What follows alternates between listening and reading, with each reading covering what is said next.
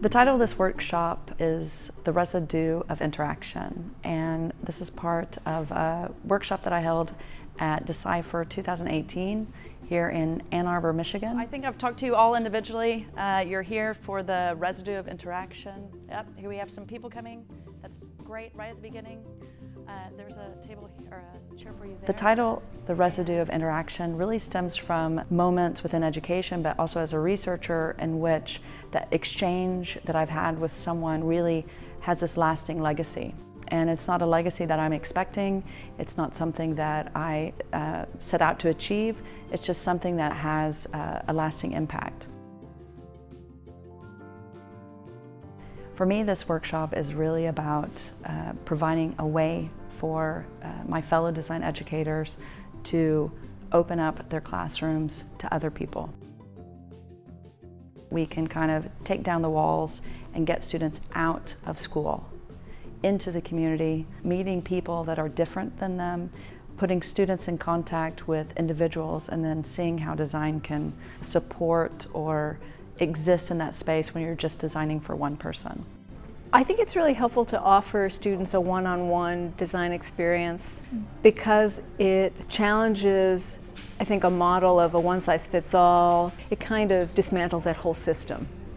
What this workshop first starts out is having the participants go through their own kind of background from where were these moments that they've had, that they've interacted with one person and they have this design insight that comes from this exchange. The second part of the workshop is looking at the cases from my PhD research. Some quotes, these are real quotes from students. You get to see one student's experience, who they met, what kind of project they made for this person, and also quotes in their own voice of what they thought about the process, what they're taking away, what it was like. So there's this kind of whole gamut about the kind of student's own experience through this.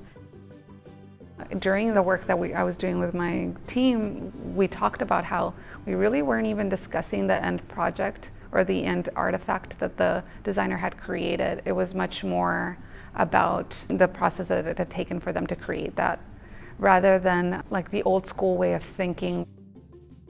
Because you're going to own this project now, okay? If the student was in your class, then the idea is the participants kind of take ownership of that student. And so from there, they start breaking that down. What did the student get out of this exchange? What kind of learning outcomes, what human values were they kind of experimenting with in that space? To have students realize that they are taking the pulse of an interaction in time is very, very important. What comes next is us really looking at points of difference. How is this course different than perhaps other courses, or is it taught in a different way, or is the setup different? How does this difference perhaps kind of contribute to the kind of outcomes or the kind of experiences that the students are having?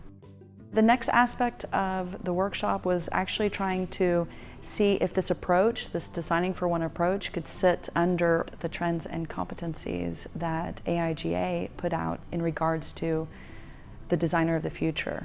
2025 is not very far from now, okay? And so we all have to look at our curriculums and see, are we really trying to create designers that we want to work with in the future and that are going to extend the discipline? What skills, what competencies do students need to have? Do they need to learn in design education, but also what do they need to be able to do when they enter the workforce? What I loved about today was really thinking about the difference when someone's quite different than you. That I think is better than just someone like yourself, because you really can't fall back on, well, I already know what that feels like. There's so many different things occurring in our industries. There's so many questions as to how relevant we still are. And I think today has made me evaluate that it's that emotional connection that still gives us our relevancy.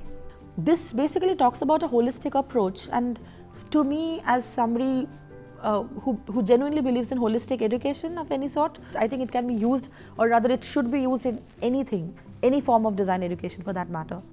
Getting them involved in experiences that hopefully makes them more civically engaged, better human beings, better neighbors, better partners, better friends. It's more than just hard design skills, it's those soft skills that are going to just make them better people, I hope.